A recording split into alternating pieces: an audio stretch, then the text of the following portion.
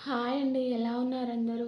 ఈరోజు మనం త్రై methods నేర్చుకుందామండి. త్రై మెథడ్స్‌లో first lesson శాస్త్రాలు, స్వభావము. సో, గణిత శాస్త్రం యొక్క స్వభావము, పరిధి నేర్చుకుందాం ఫస్ట్. ఇవన్నీ కూడా నిర్వచనాలు ఇవన్నీ ఉంటాయి కదా! ఇవన్నీ కూడా మనం ట్రిక్స్ ద్వారా నేర్చుకుందామండి ఈజీగా. సో, షార్ట్ టైంలో బుక్ మొత్తం చదవకన్నా ట్రిక్స్ ద్వారా మనం ఎక్కడ ఎగ్జామ్‌లో పాయింట్‌ఔట్ చేస్తున్నారో ఎక్కడి నుంచి వస్తున్నాయో అక్కడి నుంచి మాత్రం చదువుకుంటూ వెళ్ళిపోదాం. సో, ఫస్ట్ మనకి వర్డ్ ఇచ్చి ఇది ఏ పదం లాటినా, గ్రీకా అలా అడుగుతారు కదా! సో, వర్డ్‌లో మనకి క్ గానీ, గానీ అని వస్తే అది గ్రీకు పదం. ఏదైనా వర్డ్‌లో. ఇది కొండ గుర్తు అనమాట, గుర్తుంచుకోండి. ఉక్కు గానీ, గానీ వస్తే గ్రీకు పదం. అని వచ్చిందనుకోండి, గానీ, గానీ వస్తే లాటిన్ పదం. సో, ఇచ్చిన వర్డ్‌లో ఇది కొండ గుర్తు అనమాట. ఇలా మనం గుర్తు చేయాలి, గుర్తుపట్టాలి అది ఏ భాషా పదం అని అంటే. నెక్స్ట్ మనకి ఇక్కడ మ్యాథమెటిక్స్ మనకి గన్ అని సంస్కృతం పదం నుంచి వచ్చింది. గన్ అంటే లెక్కించుట. ఇది అందరికీ తెలుసు. దీంట్లో నుంచి ఏం క్వశ్చన్స్ రావట్లేవు టెట్లో. మనం నిర్వచనాలు నేర్చుకుందామండి. ఫస్ట్ నిర్వచనం: సంఖ్య, రాశులు, మాపనాలు విజ్ఞానమే గణితం. ఇది రాసింది బెల్. ఇది ఎలా గుర్తుంచుకోవాలంటే, ఇప్పుడు సంఖ్య, రాశి, మాపనం ఇవన్నీ స్కూల్లో ఉంటాయి కదా! సో, స్కూల్లో బెల్ కొడతారు కదా! అలా గుర్తుంచుకోండి. బెల్. సంఖ్య, రాశులు, మాపనం ఇవన్నీ వస్తే బెల్ అని. నెక్స్ట్ మేరియా పియరీ పరికల్పిత ఉత్పాదకత వ్యవస్థే గణితం. పరికల్పిత. మేరియా కల్పిత అలా గుర్తుంచుకోండి. మేరియా కల్పిత ఇలా కొండ గుర్తు అనమాట. కల్పిత అని వస్తే మేరియా పియరీ అని రాసుకోవాలి మనం. నెక్స్ట్ బెంజమిన్ పియర్స్ అంటే పర్యవసానాలు. ఆవశ్యకత, పర్యవసానాలు. ఇప్పుడు చూడండి, పియర్స్ సబ్బు ఉంటుంది కదా, పియర్స్ సోప్. మనకి ముందు ఏవో పాత సబ్బులు అప్పుడు ఉండేవి. మనం జనరేషన్ చేంజ్ అయినా కొద్దీ కొత్త సబ్బులు పియర్స్ అని వచ్చింది. సో, ఇది ఆవశ్యకత అంటే ఇంట్రడ్యూస్ చేయడం అలా గుర్తుంచుకోండి. పియర్స్ ఆవశ్యకత. ఓకేనా? Next Aristotle. గణితం అంటే పరిమాణ శాస్త్రం. పరి అలా గుర్తుంచుకోండి. అరిస్టాటిల్ పరి. ఆగస్టు కోమ్టే. సో, ఇది ఎలా గుర్తుంచుకోవాలంటే, గణితం అంటే పరోక్ష మాపనం. పరోక్ష అంటే పరీక్ష అని గుర్తుంచుకోండి. So, August కోమ్టే. క్వశ్చన్లు చూడండి, ఆగస్టు మేలో పరీక్షలు జరుగుతాయి అలా గుర్తుంచుకోండి. పరోక్ష మాపనం అంటే పరీక్షలు. ఆగస్టు మేలో పరీక్షలు జరుగుతాయి. పరోక్ష అంటే ఆగస్టు మే. ఓకేనా? అలా గుర్తుంచుకోండి. నెక్స్ట్ బెంజమిన్ పియర్స్ అంటే ఆవశ్యకత అని ఇందాక చెప్పుకున్నాం కదా. రాబట్టే శాస్త్రం అంటే ఒక తరం నుంచి ఇంకో తరానికి జనరేషన్ చేంజ్ అయినకో సబ్బులు తయారు చేశారు కదా, అట్లా గుర్తుంచుకోండి. ఆవశ్యకత వచ్చినా, రాబట్టే అని వచ్చినా కానీ బెంజమిన్ పియర్స్ ఇలా గుర్తుంచుకోండి. Next henry Poincaré. కేర్ అంటే ఒక కళ. కేర్ అంటే పేరుతో సూచించే ఒక కళ అలా గుర్తుంచుకోండి. కేర్ టేకర్స్ ఉంటారు కదా, కేర్గా తీసుకోవడం, జాగ్రత్తగా చేయడం కూడా ఒక కళ. ఓకే, అలా గుర్తుంచుకోండి. నెక్స్ట్ లాక్ అంటే తాళం. మామూలుగా తాళం వేయడం. సో, లాక్ అంటే స్థిరంగా ఉండడం. తాళం వేస్తే అది స్థిరంగా ఉంటుంది అలా గుర్తుంచుకోండి. లాక్ స్థిరం. ఓకే.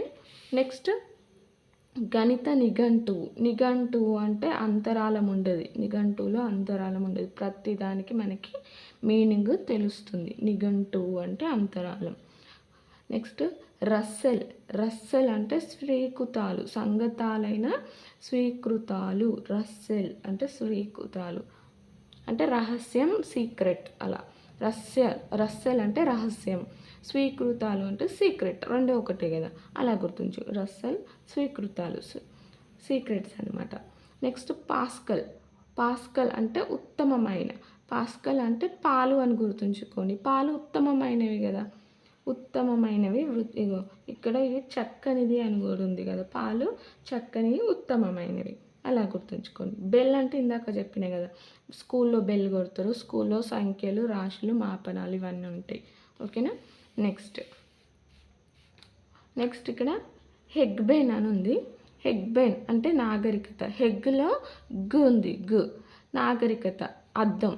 చూడండి, హెగ్బెన్ అంటే అద్దం అని గుర్తుంచుకోండి. హెగ్ అద్దం, ఎగ్ అద్దం, ఎగ్ అద్దం. సో బేకన్, బేకన్ అంటే గణితం, ఆధునిక నాగరికతకు, సంస్కృతికి అద్దం వంటిది. ఇందులో కూడా అద్దం ఉంది. ఇక్కడ మీరు హెగ్ బెన్, హెగ్లో గా ఉంది, నాగరికతలో గా ఉంది. గా నాగరికత, అద్దం హెగ్ బెన్, అలా గుర్తుంచుకోండి. నెక్స్ట్ బేకన్ సకల శాస్త్రాలకు మూలం, ద్వారం లాంటిది. సకల శాస్త్రాలు అన్ని అంటే మొత్తం కదా, అన్ని శాస్త్రాలు. సో అన్నిదిని బేకన్, బేక్ అన్నాడు. అన్నిదిని బేక్ అన్నాడు. అన్నిదిని బేక్ అన్నాడు. మనం ఫుడ్ తింటే బేక్వర్డ్స్ ఇస్తాం కదా, అలా అన్ని సకల శాస్త్రాలు అంటే అన్ని తిని బేక్ అన్నాడు, అలా గుర్తుంచుకోండి. నెక్స్ట్ నెపోలియన్ అంటే దేశాభివృద్ధి కోసం. ఇది తెలుసు, నార్మల్లీ మనకి చదువుకున్నాం కదా ఇంతకుముందు. నెపోలియన్ దేశాభివృద్ధి, నెపోలియన్ నేషనల్ దేశం, అలా గుర్తుంచుకోండి.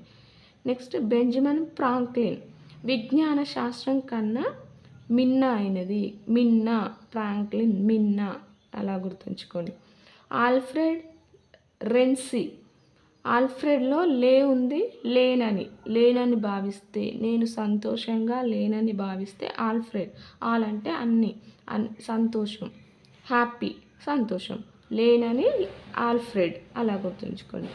నెక్స్ట్ ఫైథాగరస్ ఎక్కడ లయ ఉంటుందో. ఫైతా అంటే ఫిదా మూవీ గుర్తుంచుకోండి. సో ఫిదా మూవీలో హీరోయిన్ లయ అని గుర్తుంచుకోండి. లయ కాదు, బట్ లయ ఇక్కడ మనకి లయ అని గుర్తుంచుకోండి. ఫైథాగరస్ లయ, ఫిదా మూవీలో లయ హీరోయిన్. నెక్స్ట్ భాస్కరాచార్య సముద్రం అని గుర్తుంచుకోండి. భాస్కరాచార్య సముద్రం వంటి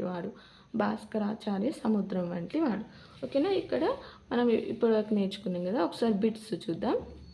ఫస్ట్ది, గణిత శాస్త్రం అవసరమైన నిర్ధారణలు రాబట్టు శాస్త్రం అని నిర్వచించింది ఎవరు? బెల్, బెంజమిన్ పియర్స్, డెకార్టే, ఫెవిక్స్. చెప్పాను కదా, రాబట్టడం, ఆవిష్కరణ చేయడం అంటే పియర్స్ సోప్ అని గుర్తుంచుకోమన్నగా.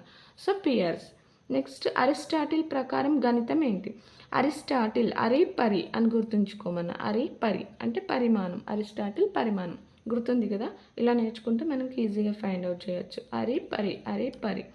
నెక్స్ట్ గణితం శాస్త్రం యొక్క లక్షణాలు చూద్దాం. లక్షణాలు ఏంటంటే గణితం అమూర్త లక్షణం కలిగిన స్వభావం. అమూర్తం అంటే మనకు కనబడేది.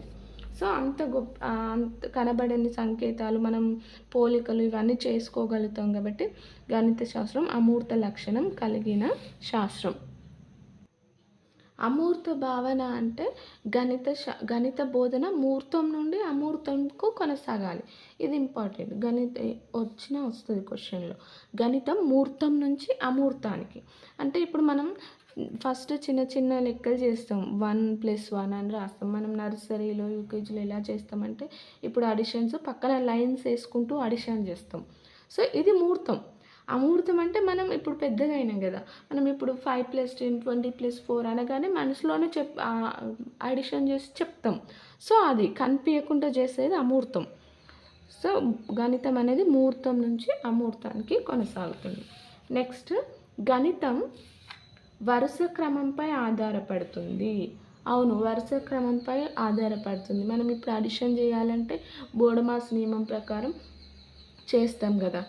సో ఫస్ట్ బ్రాకెట్లోది, తర్వాత డివిజన్, తర్వాత మల్టిప్లికేషన్ ఉన్నది, తర్వాత అడిషన్, తర్వాత సబ్ట్రాక్షన్, అలా చేస్తాం. అంటే ఒక వరుస క్రమం పైన ఆధారపడుతుంది. ఇది నేర్చుకుంటే చాలు. ఇది అర్థమైతే మనం ఎలా ఇచ్చినా రాయగలుగుతాం. నెక్స్ట్ గణితం తార్కిక స్వభావం కలిగినది. తార్కికం అంటే లాజిక్. గణితంలో చాలా లాజిక్స్ ఉంటాయి కదా, లాజిక్గా కూడా మనం గణితాన్ని సాల్వ్ చేయొచ్చు. సో అందుకని గణితం తార్కిక స్వభావం కలిగినది. ఓకే. నెక్స్ట్ ఇక చూడండి, ఇక్కడ మళ్ళీ ఇచ్చిర్రు రస్సెల్ లాక్ అంటే స్థిరం అని చెప్పిన కదా, రస్సెల్ అంటే స్వీకృతాలు అని చెప్పిన కదా, గుర్తుంచుకోండి అది.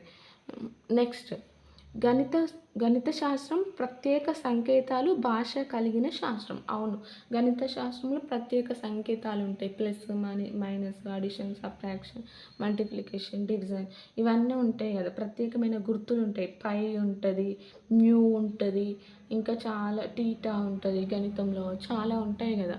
సో అందుకని గణితం ప్రత్యేక సంకేతాలు భాషలు కలిగిన శాస్త్రం. సో నెక్స్ట్ మీరు జస్ట్ వినండి క్లాస్, మీరేం నోట్ చేసుకున్నా సరే, ఇది వీడియో కూడా మీరు అసలు చూడకున్నా సరే, క్లాస్ 2-3 సార్లు నేను చెప్పేది వింటే మీకు ఈజీగా ఐడెంటిఫై చేయగలుగుతారు ఎగ్జామ్లో. నెక్స్ట్ 5th వన్, గణితం సహజమైన ఆలోచన విధానంను కలిగిన శాస్త్రం. అవును కదా, గణితం సహజంగా ఆలోచిస్తాం గణితంలో. ఇవి పాయింట్స్ గుర్తుంచుకోవాలి. మనకి కిందిచ్చి గణిత స్వభావం కానిది అలా అడిగే ఛాయిస్ ఉన్నదనమాట. సో నెక్స్ట్, గణితం ఖచ్చితత్వం కలిగిన శాస్త్రం, సత్య స్వభావం కలిగిన శాస్త్రం. అవును, ఇప్పుడు అడిషన్ కానీ సబ్ట్రాక్షన్ కానీ దాని ఆన్సర్ అది ఖచ్చితమైనది, మారే ఛాయిస్ లేదు కదా. సో అందుకని ఖచ్చితమైన శాస్త్రం అనమాట. ఇప్పుడు ఫార్ములాస్ కూడా a+b² అది జనరేషన్ పెరిగినా కొద్ది ఫార్ములాస్ ఏం చేంజ్ కావు కదా, అలాగే ఉంటాయి. సో ఖచ్చితత్వం కలిగినది అనమాట. నెక్స్ట్, గణితం ఆగమన నిగమన హేతువాదంను కలిగి ఉంటుంది. ఆగమన నిగమన అంటే ఏంటి అంటే, ఆగమనం అంటే ఒక విషయాన్ని అనేక సార్లు పరిశీలించినప్పుడు ఒకే ఫలితం పొందితే అది మిగిలిన సందర్భాల్లో కూడా అదే ఆన్సర్ వస్తుంది. సో ఇప్పుడు ఎగ్జాంపుల్ 5+3 2 బేసి సంఖ్యలు, ఇది బేసి సంఖ్య, ఇది బేసి సంఖ్య. 2 బేసి సంఖ్యలను ప్లస్ చేసినప్పుడు మనకి ఆన్సర్ సరి సంఖ్య వస్తుంది. ఈ నెంబర్స్ కాకుండా వేరే నెంబర్స్ చేసినా సరి సంఖ్యనే వస్తుంది. అంటే ఈ సందర్భంలో కాకుండా ఎప్పుడు ఎక్కడ చేసినా అది 2 బేసి సంఖ్యలు మొత్తం సరి సంఖ్యనే అవుతుంది. సో ఇది ఆగమనం. నిగమనం అంటే ఏంటంటే సూత్రాలపైన స్వీకృతాలపైన ఆధారపడుతుంది నిగమనం. సో మనం ఇది ఆగమనం నిగమనం సపరేట్ టాపిక్ ఉందండి, దాంట్లో క్లియర్గా నేర్చుకుందాం ట్రిక్స్ ద్వారా. సో ఇది గణితం ఆగమన నిగమన హేతువాదంను కలిగి ఉంటుంది. ఇది దాని స్వభావం అనమాట, ఇక్కడ గుర్తుంచుకోండి. ఇది తర్వాత మనం ట్రిక్స్ ద్వారా నేర్చుకుందాం. గణితం సరిచూసుకునే పద్ధతిని కలిగి ఉంటుంది. అవును, మనం ఏదైనా ఫార్ములా చేసి మ్యాథ్స్ చేస్తే మళ్ళీ అది కరెక్టా కాదా మనం చెక్ చేసుకోవచ్చు కదా. సో నెక్స్ట్, గణితం సౌందర్య లక్షణం కలిగి ఉంటుంది. అవును, సౌందర్యంగా మనకు నెంబర్స్ అవన్నీ చేస్తే ఫార్ములా చేస్తే ఎంత నీట్గా రాస్తాం కదా. సో సౌందర్య లక్షణం కలిగి ఉంటుంది. నెక్స్ట్, గణితం స్వీకృతాలు నిబంధనలపై ఆధారపడుతుంది. అవును, ఆధారపడుతుంది. నెక్స్ట్, గణితం అంతర్బుద్ధితో ఏర్పడిన శాస్త్రం. గణితం అంతర్బుద్ధితో ఏర్పడిన శాస్త్రం.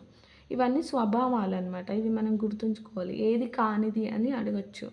గణితం నమూనాల అధ్యయన శాస్త్రం. గణిత శాస్త్రం ఆధార పరికరం, సూత్రాలపైన ఆధారపడి ఉంటుంది కాబట్టి ఇదొక ఆధార పరికరం. నెక్స్ట్, గణితం సహవ్యవస్థితం కలిగిన శాస్త్రం. అంటే గణితం హేతువాదం ద్వారా ఖచ్చితమైన ఫలితాలను ఇస్తుంది కాబట్టి ఇది సహవ్యవస్థితం కలిగిన శాస్త్రం. ఇక్కడ చూడండి, కింది వాటిలో గణిత స్వభావం కానిది అని ఇచ్చారు మనకి. క్వశ్చన్ ఎలా ఇస్తారు? అమూర్తం. అవును, గణితం అమూర్తమే. ఖచ్చితత్వం. అవును, ఖచ్చితత్వంగా ఇస్తారు, ఉంటాయి ఆన్సర్స్. నెక్స్ట్, ఇక్కడ సౌందర్యం. అవును, గణితం సౌందర్యం. సందిగ్ధత అంటే అవునో కాదో అన్నట్టుగా ఉంటుందా, గణితం కాదు కదా, ఇది గణిత స్వభావం కాదు. ఇలా గుర్తుంచుకోవాలి మనం. ఓకేనా, అంతే అండి. దీంట్లో ఇంకా ఇవంతా ఇది డిఎస్సికి అయితే యూజ్ అవుతుంది మనకి, ఇదంతా అవసరం లేదు కూడా. నేను ఎగ్జామ్ పాయింట్ ఆఫ్ వ్యూలో మాత్రం చెప్తాను గణితమే. మనం నెక్స్ట్ గణితం యొక్క చరిత్ర చదువుకుందాం. ఇందులో మనం ఇప్పుడు నేర్చుకునే ఏంటి, గణిత స్వభావం కదా, అండ్ స్వభావము అండ్ ఇంకేం నేర్చుకున్నాం, సూత్రాలు నేర్చుకున్నాం కదా ట్రిక్స్ ద్వారా. నెక్స్ట్ వీడియోలో కూడా మనం ట్రిక్స్ ద్వారా నేర్చుకుందాం. ఓకే అండి, థ్యాంక్స్ ఫర్ వాచింగ్. ఇంకేదైనా ఏదైనా టాపిక్ గురించి మీకు క్లియర్గా కావాలంటే నాకు కామెంట్ చేయండి, నేను పెడతాను ఇది. ఓకేనా, బాయ్ బాయ్.